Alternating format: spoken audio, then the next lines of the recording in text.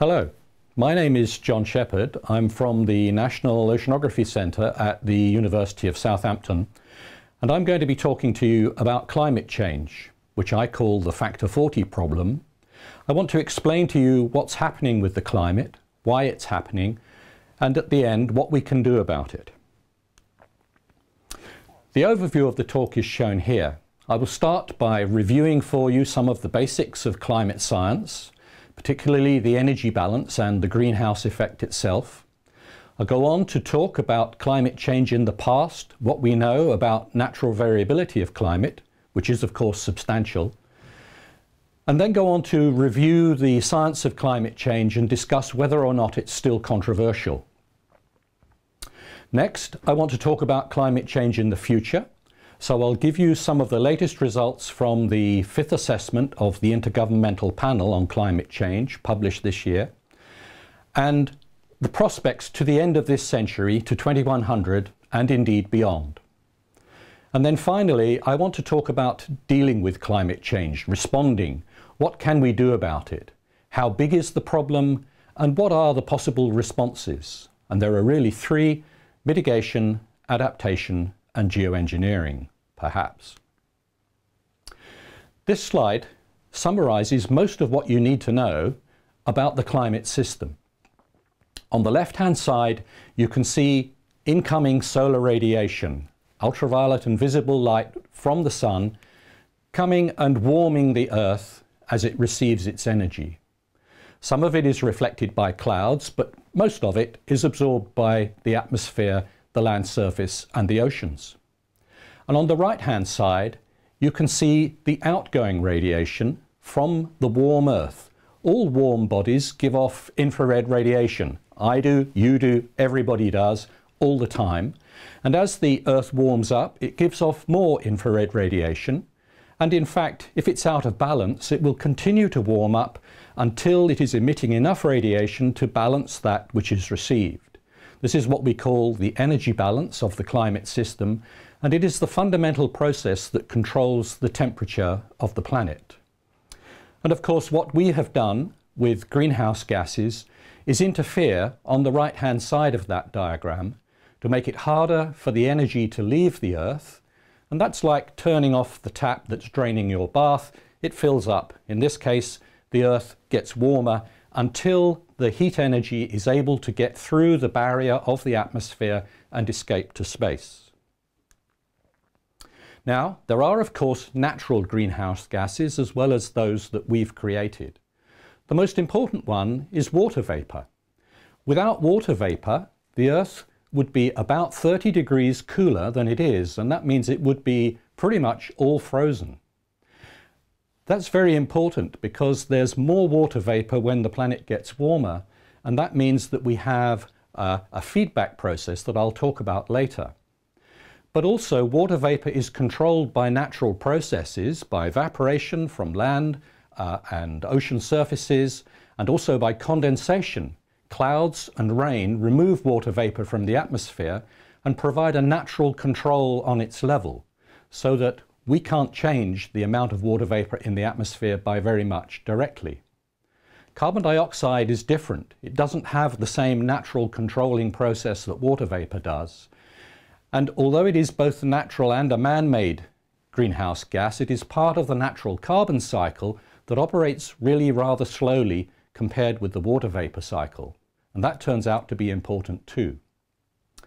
And then there are other greenhouse gases such as methane and nitrous oxide that can be very important in certain circumstances, but which I won't talk about much in this talk.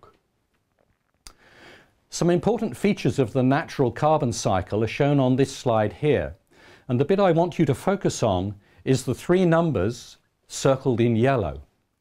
Gigatons, GT, is scientist shorthand for billions of tons of carbon in this case. And as you can see, we have roughly the same amount of carbon as carbon dioxide and other compounds in the atmosphere, in the living biosphere, shown in green, and in the surface ocean, shown in blue. And these are the three big reservoirs that exchange relatively rapidly and form the fast-acting part of the natural carbon cycle. And that number in the atmosphere is 700 now, maybe a little bit more. It started about 500. We have already added about 200 billion tons of carbon to the atmosphere. Now, the climate system, if it were simple, would be easy. But it's not simple. It's not just a black body in a laboratory or even a black body in space. The climate system is quite complicated. It includes things like water, ice, clouds, vegetation, all of these things. And some of these processes cause feedbacks. And a feedback is when we make a change to a system and the system responds in such a way as to either to amplify or diminish the change that we made. And some of the changes are negative feedbacks that diminish the change. And the basic one is the simple fact that we get more thermal radiation from a warmer surface. That is the fundamental feedback that stabilizes the climate system. But we also have positive feedbacks. The water vapor feedback that I mentioned before. We have more water vapor when the planet gets warmer, and that increases the greenhouse effect. We have what we call the ice albedo feedback. Albedo is a scientist's fancy word for reflectivity. Ice and snow reflect a lot of incoming radiation. And as the planet warms, we have less ice and snow on the surface, and that means less radiation is reflected. That means we have another positive feedback. And there are also feedbacks in the carbon cycle that are actually less well understood than the other two. And all of these act to amplify the response of the climate system to any change that it suffers. And they actually enhance what we call the climate sensitivity, the amount that the planet will warm for a change in forcing or a change in greenhouse gases in the atmosphere. Positive feedbacks don't necessarily lead to a runaway process, like when you get feedback on an amplifier and it howls. That is a runaway response, and that is not necessarily going to happen. The main thing is that positive feedbacks make the system more sensitive. And one of the most important additional parts of the climate system is clouds. Now, clouds are very tricky. We all know that if a cloud crosses the sun on a sunny day, it will cool down, and it's colder at night than it is during the day. And we also know that during the night, if there are clouds, we're unlikely to get frost because clouds also prevent heat from leaving the Earth.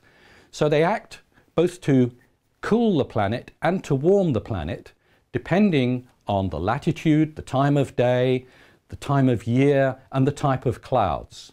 So clouds are very tricky, especially because we're interested not just in the difference between those two large numbers, the warming and the cooling effect, but also in how that will change as the temperature changes.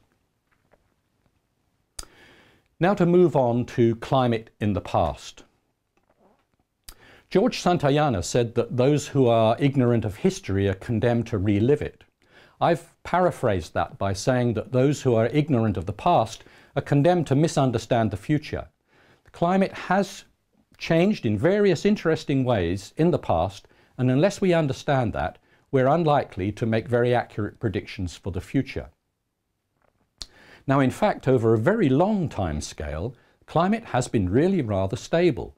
The Earth is about 4.5 billion years old, and for most of that time, for almost all of that time, we know that there has been liquid water on the surface of the planet. And we know that from geological evidence, from the existence of sedimentary rocks that were laid down in water. And for liquid water to be present on the surface, the temperature has to be somewhere between, let's say, 0 and 40 or 50 degrees centigrade. It can't be much outside that range. And that is quite a narrow range compared with what it could be, and it's existed for 4.5 billion years. That is remarkable. But within that, the climate has also changed from time to time. Particularly, we have had, in the last few million years, a continual sequence of ice ages and relatively warm periods, such as the one we're still living in, the Holocene, that has lasted for about the past 10,000 years, when the climate has been remarkably stable. But when an ice age ends, the climate changes rapidly. What we call a deglaciation or termination of the ice age, we can see the temperature change by several degrees over a period of a few thousand years. And that is a very large and very fast change of the natural system. And the evidence from the past suggests that the climate has varied a lot in the past, and so future change is unlikely to be gradual or steady either. And that's illustrated in this slide from Richard Alley's book, The 2 Mile Time Machine, which shows the well-known covariation of carbon dioxide in atmosphere in the red and the temperature in Antarctica shown in blue.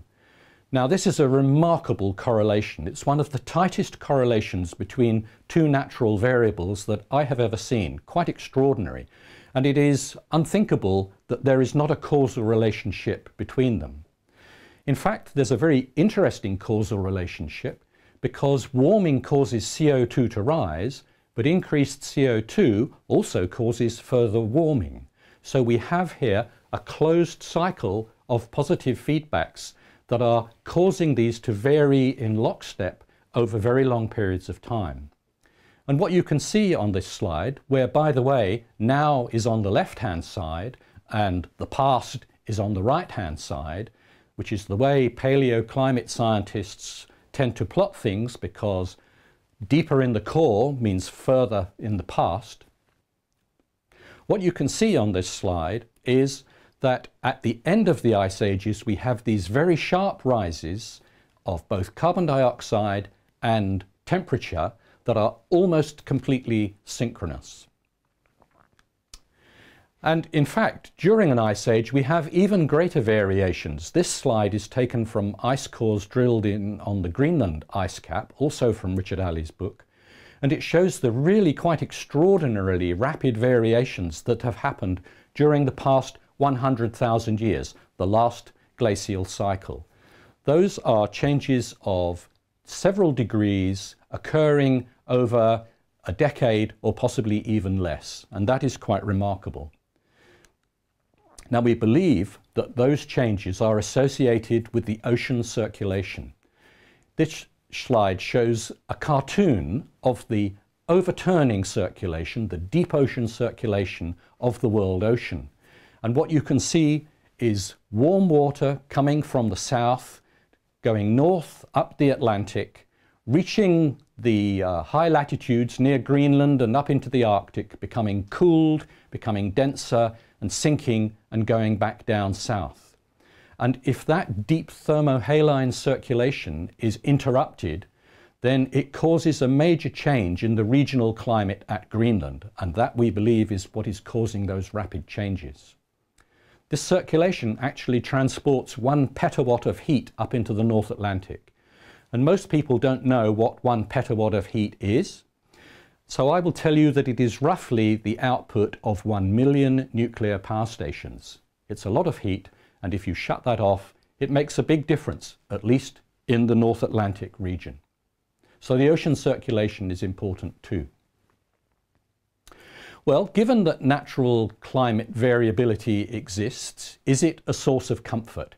Can we say that climate has changed a lot naturally, and so the present changes must also be natural? Unfortunately not.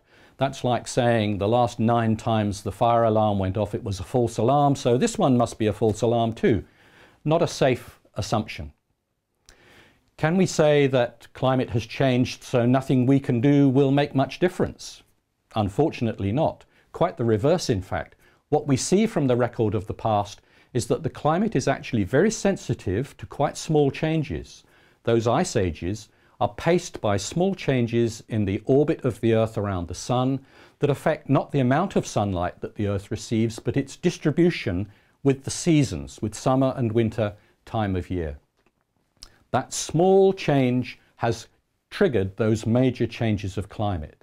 So we see that it's very sensitive, and the mechanisms of this are understood in general, but not even in full detail yet.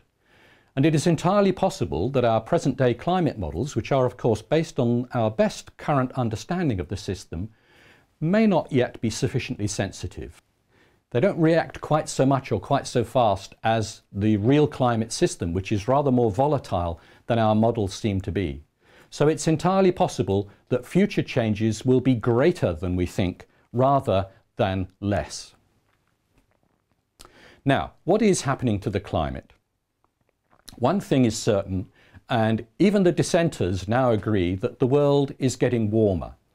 This slide shows several climate records from the thermometers that have been measuring temperatures for a little over 150 years, and a reconstruction of those by the Berkeley Earth Surface Temperature Project in grey, and then the conventional estimates in red, green and blue, which you can see on the right-hand side of the diagram. And what you can see is that everybody, including the dissenters who felt that they would get a different answer, actually agree not only that the climate is getting warmer, but they actually agree on the fine detail of the way that that has happened. So that is something that we don't need to dispute any further. In fact, if we look at the last 1,000 years, for which of course we don't have thermometers, it's quite miraculous really that we know anything about temperatures in the past, but that information comes from proxy records like tree rings and measurements made in ice cores and all sorts of ocean cores, that sort of thing. These proxy measurements also show that climate has been relatively stable for, as I said, the last 10,000 years and even for the last 1,000 years. They don't all agree with one another, as you can see on this slide, but broadly speaking, there have been relatively minor changes of a fraction of a degree centigrade over the last 1,000 years, and then a sudden rise since the Industrial Revolution that you can see on the right-hand side. The other thing we know is that carbon dioxide in the atmosphere is increasing. This is a famous slide from the measurements made at Mauna Loa in Hawaii by Charles David Keeling and his successors. And they show not only the steady and inexorable rise of carbon dioxide, but also the tiny seasonal variations caused by photosynthesis and respiration of plants, mainly in the northern hemisphere. And last year, carbon dioxide reached 400 parts per million for the first time, and so is now off the scale even of this graph that was drawn a few years ago. That is also not in doubt, and we also know by analysing the isotopes, the different chemical forms of carbon, that it is caused by the burning of fossil fuels and not by some other cause. So we know that it's increasing and we know why. And that is quite unprecedented. This slide from the previous IPCC report shows carbon dioxide over the last 10,000 years, and as you can see, it has a displaced zero, 250 in the bottom left-hand corner, and the level has varied between 260 to 280, a very small change, 1% or so, over 10,000 years. And then in the last 100 years, it's gone shooting up and continues to do so, and is now actually off the scale of this graph too. So that is quite unusual. Now we know that carbon dioxide is a radiatively active gas. That means that it will cause a greenhouse effect. And we know that because it absorbs thermal infrared radiation, and that was discovered more than 100 years ago. And that's actually how it's measured in the lab and at Mauna Loa. If you want to know the carbon dioxide in your room, then an infrared gas analyzer is probably the instrument you would use because of that fact. That means that it absorbs infrared in the atmosphere. That means it will increase the greenhouse effect and contribute to global warming. And we can calculate that. It was first done in the 19th century by Swedish physicist Svante Arrhenius.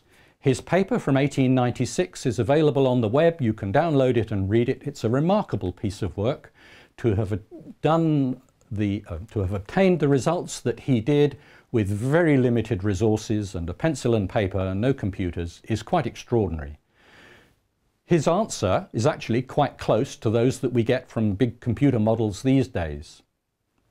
What that means is that the effects of carbon dioxide can be modelled in simple models, in complex models, in whatever sort of model you want, and we can try and find out how good are those models. This slide, again from the IPCC, shows a whole range of models. All the yellow wiggly lines are the results from a bunch of different models, And they don't agree about the wiggles because there is no way that they could. We can't give them enough information about the initial conditions of the system to enable them to do that. It's a chaotic system and it varies a lot depending on the starting point. But the general features are quite well represented, and the models agree quite well between each other. And you can see the average of the models is the red line, and you can also see the average of those observations in the black line. And what you can see is that on a multi-decadal timescale, over 20 or 30 years, they vary together very well. On shorter timescales, from year to year and even from decade to decade, there are wiggles that the models cannot and do not explain and are not expected to explain. And we can also see the effects of major volcanic eruptions, shown by the vertical lines for Agung, El Chichon and Pinatubo, which cause a sharp cooling followed by a recovery over a year or two of the temperature back to the trend. So we know by doing these simulations of the past that the models are capable of reproducing the changes of the real climate system, and that gives us some confidence that we can use them for predictions of the future. So just to summarize the climate facts, the things that we know beyond reasonable doubt that for all practical purposes can be regarded as effectively certain: atmospheric concentrations of carbon dioxide are increasing, and it's due to the burning of fossil fuels. The world is warming, and it's warming at a rate which is quite unprecedented in human history, and that CO2 is a greenhouse gas that is likely to cause such warming, and the rate of warming is consistent with the changes in carbon dioxide concentration that we have observed. We can build and test climate models against the past, and we find that they are capable of explaining what has happened. The explanation is in fact complete and sufficient, and we do not need an alternative explanation. And indeed, no alternative explanation exists. If it did, we would have a problem because we would have two explanations for the same thing, and that would be a problem. I think that that is a very consistent story, and I would ask, what more can one reasonably ask for? Now, if you are skeptical about climate change, if you wish to dissent from the mainstream view of climate scientists worldwide, then you need to choose one of the statements on this slide to disagree with and explain why you disagree with it and explain the consequences of that. And then we can have a discussion about whether or not that is a serious problem. But unless you have an alternative explanation for one of these facts, then the conventional explanation stands unchallenged. So, is the science of climate change still controversial? Well, the answer to that is yes, but not in the way that climate dissenters normally assert. The evidence for human influence is very strong indeed. The Intergovernmental Panel on Climate Change conducts a process of synthesis and review that is the biggest and most rigorous collective review of scientific evidence ever undertaken in any field, and there is no need for an alternative theory and no evidence in support of any credible alternative. But there is a lot of misunderstanding and misinformation, and there are climate skeptics funded by interest groups that create the appearance of controversy, which is fueled by the false balance of the media, where for every person who says one thing, you have to have somebody to disagree with them. If you want to know more about this controversy, then I recommend the book The Merchants of Doubt by Naomi Oreskes, which analyzes what has happened in climate change and a number of other controversial issues where science and scientific evidence were extremely important. Another thing that is worrying a lot of people at the moment is whether or not the warming has actually stopped. Now, it has slowed down in the last 10 to 15 years, and that is shown on the left-hand slide, which shows 5 different records of temperature for the last few decades. And as you can see, since 1998, which was, according to some of those records, the warmest year on record, the rate of rise has been relatively slow. And that has led some people to claim that the whole climate science is wrong and that there is some fundamental problem. Now, in fact, that's probably not the case. The right-hand slide shows some work by Foster and Rahmstorff in which they allowed for the effects of variations in the solar cycle, in the El Niño Southern Oscillation, which is a well-known periodic phenomena between the atmosphere and the oceans, and volcanic eruptions. And they showed that once you have allowed for those effects, the rise continues without any evident pause. And since that work, there have been additional analyses, not only of temperatures in the Arctic, where the observations are relatively sparse, but also of the apparent recent increase in heat uptake by the oceans. So there is no evidence from the recent pause that anything is fundamentally wrong. There are a number of factors that appear to have contributed to this. The real climate controversies do exist, but they're mostly about uncertainties, particularly in relation to those feedbacks that I mentioned, and particularly in relation to clouds, which has been, ever since the beginning, and is still, the most difficult process to represent well in climate models. But there are also uncertainties about the feedbacks in the carbon cycle that I mentioned that we don't understand as precisely as we should. We also don't fully understand the precise magnitude of natural effects such as solar variations. These effects of solar variations do seem to be a little bit larger than we might have expected, and we don't know why that is. And we don't quite understand the precise extent to which climate change is natural or anthropogenic, although it's very clear that it's primarily caused by man. One of the big uncertainties is the rate of melting of ice sheets and the consequent rates of sea level rise that will occur as the planet warms. Work is ongoing and is improving those estimates, but they are still very uncertain. We know roughly how much sea level rise to expect, but not how fast it's likely to happen. And the existence and the primary causes of climate change caused by man are not really in any serious doubt.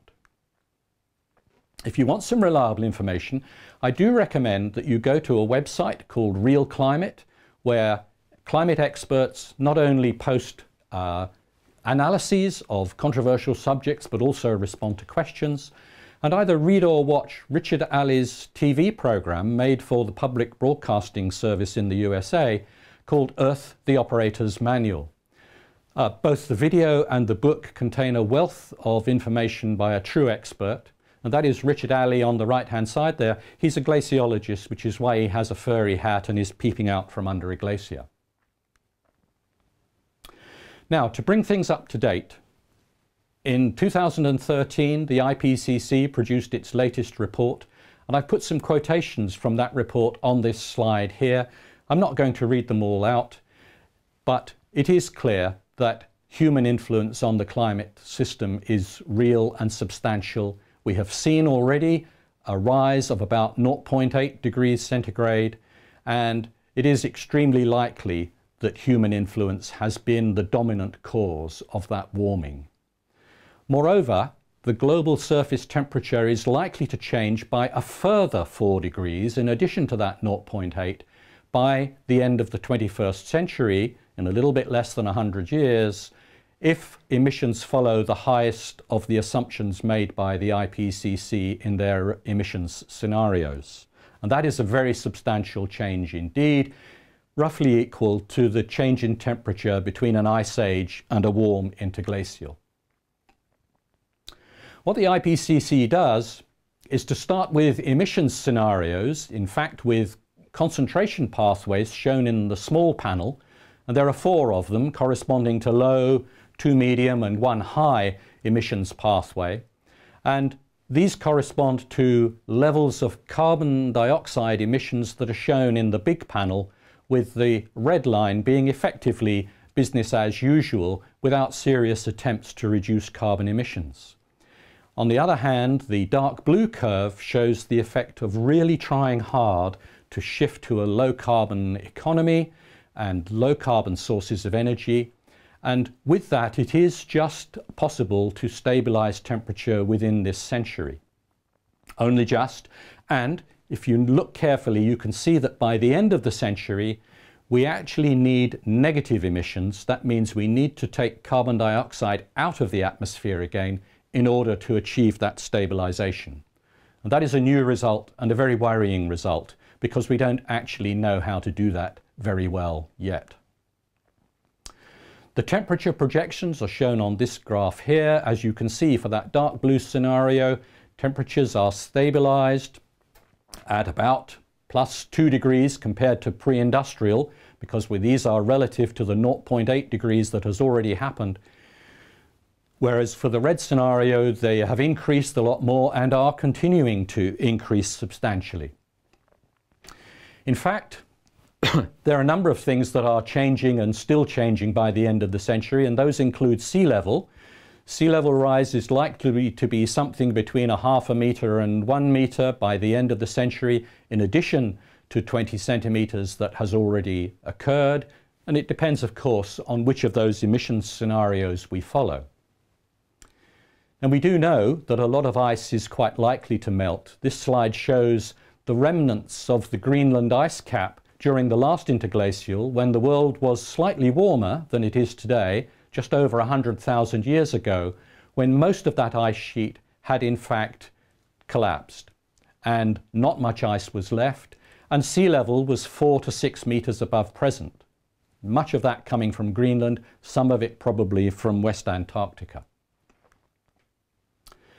The whole impacts of global warming are complicated, and this slide from the Stern Review of 2006 shows the impacts in different sectors such as food and water, ecosystems, extreme weather, and so on. And basically, whenever the arrows turn red, that means people have problems. And as you can see, under 2 degrees, some of the arrows are red. By the time we get to 4, 5, and 6 degrees of warming, just about everything is getting to be very difficult for some people somewhere.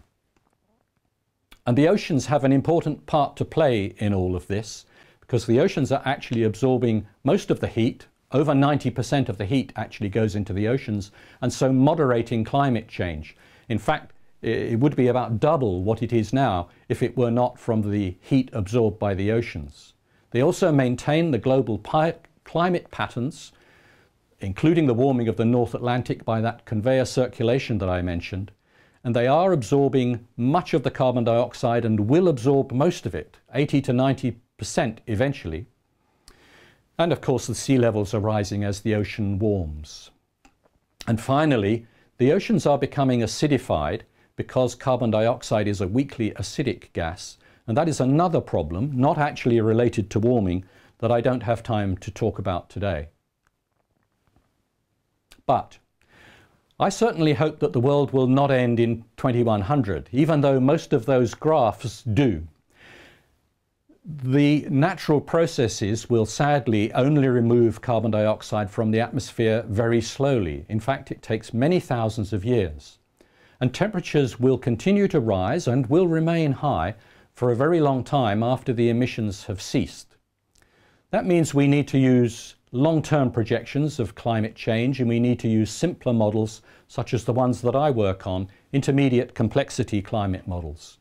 And the IPCC has now used these to assess climate change over the next 1,000 years. They have some emissions scenarios shown in the top panel, from more or less business as usual until the fossil fuels run out, to very strict conservation and transfer to a low carbon economy, shown in blue at the bottom. And you can see the consequent air temperature change in the bottom panel. Not only does the temperature go way up to 4, 5, 6 degrees and beyond under that business as usual scenario, but it stays there for a very long time, not just 1,000 years, but several thousand years. So that we are in fact making what is, for all practical purposes, an irreversible change to the climate system. And that, I think, is very worrying. Another thing the IPCC has done for the first time is to try and assess our carbon budget. It turns out, because of processes that cancel in an interesting way, that the temperature rise is roughly directly proportional to the amount of carbon dioxide that we have cumulatively emitted. And that's shown by the red, blue, orange lines that are overlaid on this graph, showing the expected temperature change for different levels of total carbon dioxide emissions including, of course, some uncertainty bounds around that. And what that means is that if we want to stay within the normally accepted threshold of 2 degrees of warming compared to pre-industrial, we cannot afford to burn more than about 1,000 billion tons of carbon. And we have already burned about half of that. So if you accept that calculation, we have used half our carbon budget and we have another half left to last us for the rest of this century and every other century beyond, for now and forever. And that is a very challenging calculation. So what about climate change in the future? We need, in fact, to stabilize temperature anywhere near that agreed level of 2 degrees. We actually need to reduce global emissions enormously. We need to reduce them in the first instance to about the level of the ocean sink, which is running at about 2 billion tons per year and is likely to run that way for a while. And that is actually to less than 25% of their current global level, which is a massive challenge. It's a big, hard and long-term problem, and big, hard and long-term problems are exactly the ones that are very difficult for politicians to deal with. And that's why we're making so little progress. In fact, I want to summarize for you the big picture, and that is that we need to reduce our emissions by about a factor of 4, while the population is continuing to grow, possibly by another factor of 2 by the end of the century. And we have to allow for the fact that people in the developing world are trying to develop their economies and want to use more energy. If they increase their energy use per head just to the level of the European Union, let alone North America or Australia, and if they do it using fossil fuels, that would be a further factor of 5 of increased emissions going in the opposite direction to which we are trying to move. If you multiply those factors together, you can see that we need to decarbonize the economy of the world by about a factor of 40. And that's why I chose the title for the slide. It's a factor 40 problem that we have to solve. Now, Amory Lovins and co-authors, many years ago now, published a very inspirational book called Factor 4, in which they argued that we could, simply by doing things that we know how to do, reduce our emissions by about a factor of 4. And I suspect they are not far from correct. But that still leaves a mismatch by a factor of 10. And we have to ask ourselves whether there is really any hope of closing that gap. And the only answer I can give you is maybe. How might we do that? What does it mean? What we need to achieve is a 50% reduction in global emissions by 2050. And that means about 2% per year, averaged over the whole world, compared with about a 3% per year increase right now. Even more than that would need to be achieved by countries that have high emissions at the moment, such as UK, Europe, and even more North America, Australia. And it would be even harder if we delay. It turns out that a 20-year delay makes it roughly twice as hard to get those emissions down at the rate that we need. And that means that it's better to act early rather than to act late. Now, there are ways of doing this. Reducing carbon emissions is commonly called mitigation.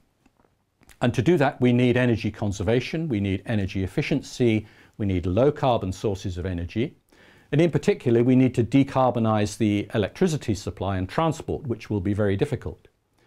Renewable sources of energy are excellent for that, but nowhere near enough just yet. Nuclear fission is familiar, we know about it, it exists, it does have some safety issues, but it does produce clean electricity, and it does so in a way which is safe compared with some other forms of energy generation. Nuclear fusion, thermonuclear power, may eventually work. It's been coming for a long time, but it probably will work sometime in the future, but not in the immediate future by the middle of this century when we need it. And hydrogen, of course, is often proposed as the solution to the problems, but it's only a carrier. We can't mine hydrogen. It's actually made from fossil fuels, and the carbon dioxide goes into the atmosphere. So we need a low carbon source of hydrogen, and that probably means making it either from solar or nuclear power. And almost certainly, if we're going to continue to burn fossil fuels, we will need carbon capture and storage to deal with the carbon emissions that they produce. For some technologies, we do know how to do these things. This is actually the ship on which my grandfather ran away to sea early in the last century. We know how to move people and goods around the world by sea using wind power and indeed possibly nuclear power. But for aviation, we have no way to power aircraft other than carbon-based liquid fuels, and so that is a particularly intractable problem that needs a technical solution. However, we can ask if there is a way forward, and I think there is, and that is to develop and rapidly implement biofuels for niche applications in transport, to decarbonize the electricity supply so that we can use electric vehicles comfortably, and of course to use carbon sequestration and storage technology to clean up our continued use of fossil fuels. This is going to take a long time. It's going to take several decades, and so we need to start very soon rather than leaving it for very much longer. And we could and should probably also actively research new things such as intervening in the climate system, about which I'll say a little bit more in a moment, and finding ways to generate hydrogen from low carbon sources such as solar energy. But there is no magic bullet, and we need education and economic incentives and almost certainly regulation to make things happen. One or other of these is not going to be sufficient. It is possible to make hydrogen from solar power. This is a slide of it actually happening in a lab in California, and the technology works on the benchtop but is not capable of large-scale application yet. And we can use education to shift public opinion. This slide was drawn by a class that my wife was teaching some years ago after a school trip to the zoo, when she asked them to invent a low-carbon form of transport for school trips, and they came up with the pedal bus, which amazingly, I am told, actually exists in the Netherlands for taking the kids to school. We do also need economic incentives, and people often say that dealing with the climate change problem will cripple the world economy. Nick Stern's review reached the opposite conclusion, and carbon taxes at the level that would make an enormous difference to the profitability and competitiveness of renewable sources would certainly not cripple the economy any time in the near future. In fact, the amounts of taxation, if you decided to use a carbon tax, that are needed are really quite modest.